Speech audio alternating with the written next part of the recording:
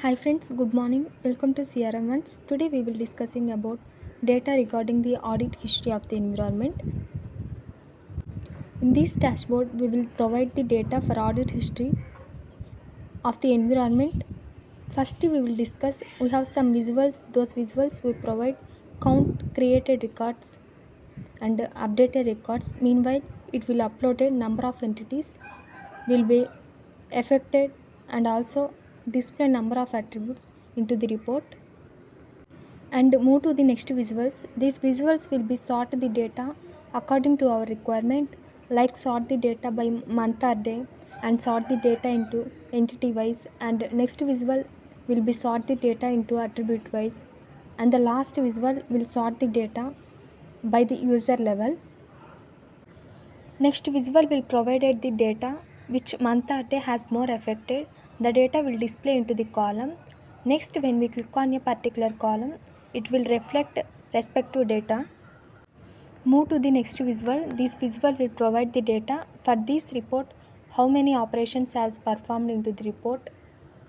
It will shows as a pie chart. In this visual, you can click on one operation. In this dashboard, it will display respective button. When you click on a particular button, it will automatically generate a report to the respective filters.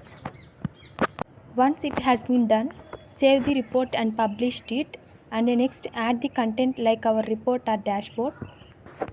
Next step, add your report into the model driven app and add our dashboard in our solution. Once it will completed, save the changes and publish it.